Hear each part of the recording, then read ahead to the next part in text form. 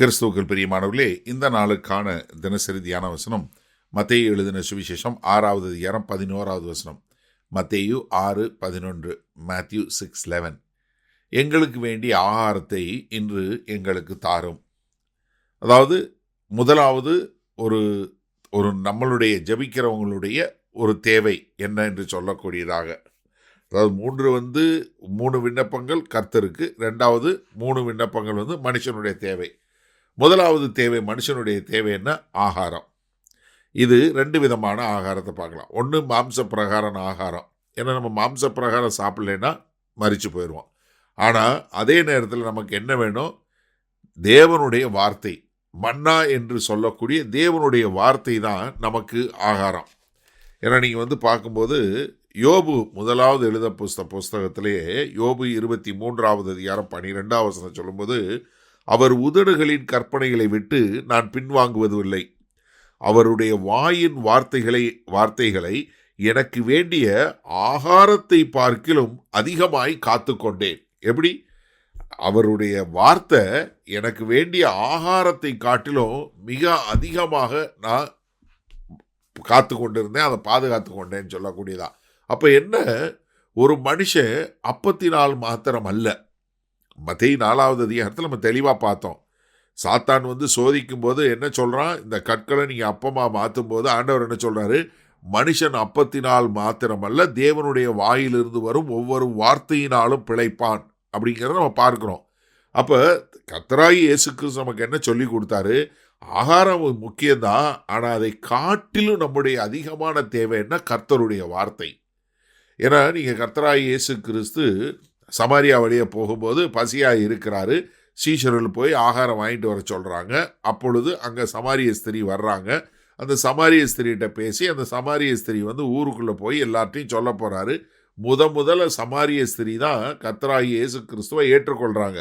அப்போ சீஷர்கள் அவங்கள சாப்பிடுங்க அப்படின்னு சொல்லும்போது அவங்க என்ன நினைக்கிறாங்க? அவர் வேண்டான்னு சொன்ன உடனே அவர் எங்கேயோ வேற யாரோ கொடுத்துட்டாங்க போல இருக்கு அப்படின்னு சொல்லும்போது ஆண்டவர் சொல்கிறாரு 34வது வசனத்தில், இயேசு அவர்களை நோக்கி, என்னை அனுப்பினவருடைய சித்தத்தின்படி செய்து அவருடைய கிரியை முடிப்பதே என்னுடைய போஜனமாய் இருக்கிறது. அதாவது தேவனுடைய வார்த்தை நமக்கு போஜனமாக இருக்கு. அந்த வார்த்தையின்படி வாழ்ந்து அதை செய்து முடிப்பது எனக்கு போஜனமாக இருக்குங்கிறாரு. அப்போ மன்னா என்று சொல்லக்கூடிய கர்த்தருடைய வார்த்தை வேணும். அந்த வார்த்தையை வாங்கி அந்த வார்த்தையின்படி நாம் அதனுடைய கிரியை செய்து முடிப்பது தான் எனக்கு போஜனம் என்று கர்த்தராகிய இயேசு கிறிஸ்து நமக்கு மிக தெளிவாக சொல்லி கொடுக்கிறாரு. அப்போ என்ன? நாம் தேவனுடைய வார்த்தையை விசுவாசிக்கிறோம், அந்த வார்த்தையை விரும்புகிறோம், ஜீவனை பார்க்கிலும் கர்த்தருடைய வார்த்தையை நேசிக்கிறோம், அந்த வார்த்தையை எடுத்துக்கொள்கிறோம். அந்த வார்த்தையின்படி செய்து முடிப்பது தான் என்னுடைய போஜனம். அப்போ எனக்கு அருமையானவர்களே, நீங்கள் கர்த்தருடைய வார்த்தை என்கிற போஜனத்தை உட்கொண்டு அதை நிறைவேற்றக்கூடிய மக்களாக இருக்கிறோமான்னு பார்க்கணும். சரி, இந்த நாளில் இந்த வசனத்தை நம்ம எப்படி எடுத்துக்கொள்வது?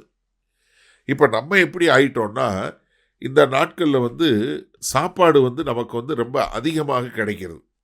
எப்படி சொல்கிறது? முன்னாடி நீங்கள் யோசிச்சு பாருங்கள். நம்ம வாழ்ந்த காலங்களில் ஒரு 40 வயதுக்கு மேற்பட்டு உள்ளவங்க, இல்லை 50 வயதுக்கு மேற்பட்டு உள்ளவங்களுக்கு இது நல்லா தெரியும், விளங்கும். அவங்ககிட்ட கேளுங்க, உங்கள் வீட்டில் முன்னாடி எப்போ கறி குழம்பு எடுப்பாங்க, கறி குழம்பு வைப்பாங்கன்னு கேளுங்க. வருஷத்தில் 3 முறை இல்லை மாதத்துக்கு 1 முறை எடுப்பாங்க, அவ்வளவுதான். ஆனால் இன்றைக்கி எப்போ சாப்பிட்றோம்? நினச்சப்பெல்லாம் சாப்பிட்றோம்.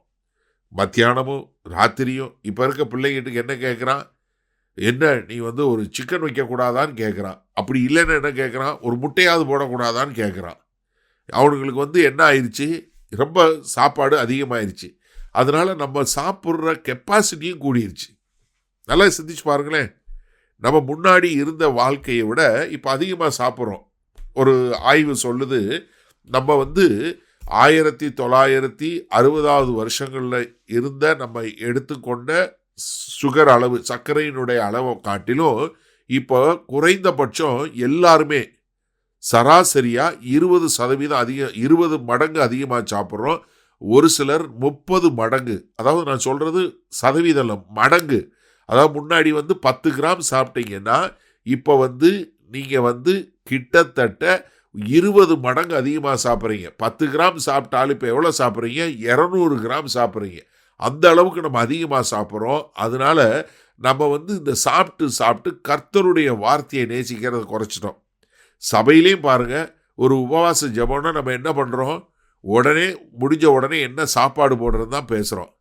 எனக்கு அருமையானவர்களே, உங்களுடைய மாம்ச பிரகாரமான ஆகாரத்தை காட்டிலும் கர்த்தருடைய வார்த்தையை கேட்பதிலும் அந்த வார்த்தைக்கு கீழ்ப்படிந்து வாழ்வதிலும் ஒரு பிரதான நோக்கம் எடுப்போமா? அதற்காய் ஜெபிப்பீர்களா?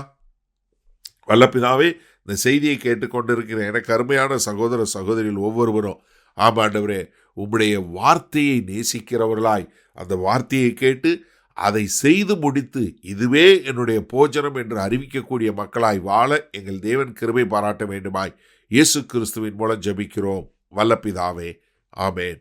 கர்த்தர் உங்களை ஆசீர்வதிப்பாராக. நாம் இன்று மாலை மணால சந்திப்போம்.